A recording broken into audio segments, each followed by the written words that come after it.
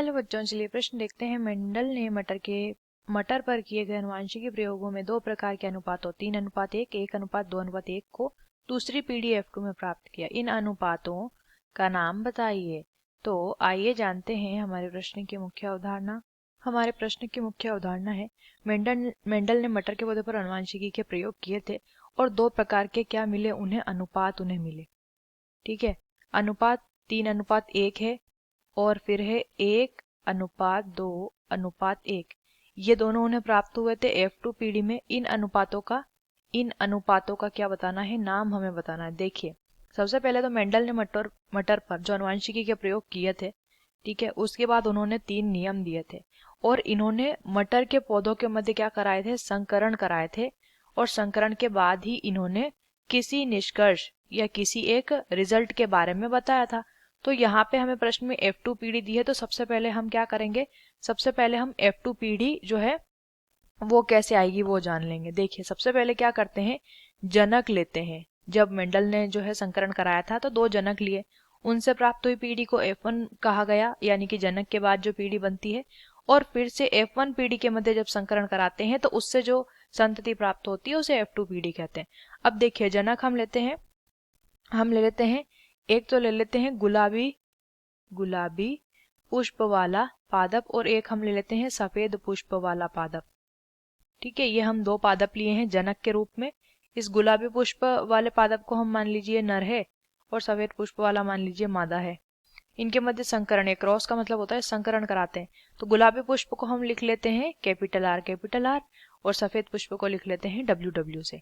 अब जब इनके मध्य संकरण होगा तो एक संतति कैसी प्राप्त हुई, देखिए RW, और दूसरी संतति भी कैसी होगी, RW। अब ये जो दोनों हैं ये कैसे होंगे, संकर, या इन्हें हम कह लेंगे ये दोनों संतति है गुलाबी पुष्प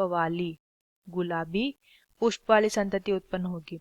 क्योंकि क्या होता है, जब हम जनक के मध्य संकरण कराते हैं और प्रथम पीढ़ी, ये कौन सी पीढ़ी है, ये F1 पीढ़ी की संतति है। प्रथम पीढ़ी की संतति जब प्राप्त होती है तो प्रभावी लक्षण दिखाई देता है और अप्रभावी लक्षण जो है वो संतति में, प्रथम पीढ़ी की संतति में दिखाई नहीं देता। तो यहाँ पे अप्रभावी लक्षण है सफेद पुष्प वाले पादप में, तो सफेद पुष्प जो है वो प्रथम पीढ़ी में नहीं दिखेंगे। अब हम क्या कर रहे हैं, ये जो हमारा प्रथम पीढ़ी प्राप्त हुई इसके मध्य फिर से संकरण जब करा देते हैं तो क्या होगा, देखिए, एक जो है वो प्राप्त होगा हमें R। ठीक है, दूसरा प्राप्त होगा इस R का फिर से किससे कराएंगे, इस W से कराएंगे। दूसरा प्राप्त होगा RW। अब इस वाले W का इन दोनों से कराएंगे तो इस R का संकरण इस W से होता है तो RW मिलता है, और इस W का संकरण इस W से होता है तो मिलता है WW। ठीक है, अब हमें क्या क्या संतति प्राप्त हुई है, देखिए, हमें मिला है RR, एक मिला है RW, एक और मिला है RW और एक मिला है WW। ये 4 संतति कहाँ प्राप्त हुई है, ये है F2 पीढ़ी की संतति। द्वितीय पीढ़ी ये थी, अभी हमने संकरण से समझा। अब F2 पीढ़ी के अंदर ही हमें प्रश्न में दिया था जो अनुपात हमें प्राप्त हुआ। तो देखिए, अनुपात कैसे प्राप्त होगा, यहाँ पे ये जो है शुद्ध लाल पादप है। ठीक है, शुद्ध लाल पुष्प वाला पौधा है।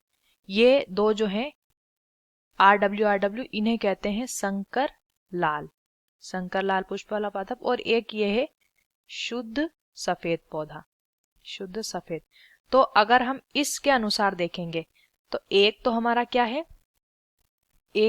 है, शुद्ध लाल है, अनुपात 2 संकर लाल हैं 2, और फिर से एक शुद्ध सफेद है 1। ठीक है, तो इस तरीके से जो अनुपात हमें प्राप्त होता है ये हम कह रहे हैं कि हमें संकर लाल है, शुद्ध सफेद है, कैसे पता लगेगा, जब जीन का स्थानांतरण जो है पैतृक पीढ़ी से संतति में आता है। तो जब जीन के आधार पर, या हम ऐसा कहेंगे, जब हम क्या करते हैं, इस तरीके से जो है एक अनुपात प्राप्त करते हैं जिसमें हम जो भी पैतृक पीढ़ी है या फिर उनकी संतति है उसमें जीन के आधार पर हम पादपों को क्या कर रहे हैं, अलग अलग रख रहे हैं, तो इसे हम कहते हैं जीनोटाइपिक अनुपात। ठीक है, हमें यहाँ पे जीन के आधार पर वर्गीकरण करना पड़ेगा। और अगर हम यूं देखेंगे, देखिए, ये भी लाल पौधा है, ये भी लाल पौधा है, ये भी लाल पौधा है, और हमारा ये क्या है, ये है सफेद। क्योंकि शंकर लाल जो है वो हमें आंखों से देखने पर, जब हम उन्हें देखते हैं तो हम यही कहेंगे कि ये लाल पौधा है। तो इस तरीके से 3:1 हमें जब प्राप्त हो रहा है कि 3 पौधे लाल हैं, एक सफेद है, ये हमने देखा है। हमारा जो हमने जो देखा है वो लक्षण हम जब बताते हैं तो इसे हम कहते हैं फिनोटाइपिक अनुपात। फिनोटाइपिक अनुपात इसे कहा जाता है। तो जो प्रश्न में पूछा गया है कि वो 2 अनुपात क्या है, तो 1:2:1 जीनोटाइपिक अनुपात है और 3:1 जो है वो फिनोटाइपिक अनुपात होता है। आशा करते हैं आपको इस प्रश्न का उत्तर समझ आया होगा। धन्यवाद।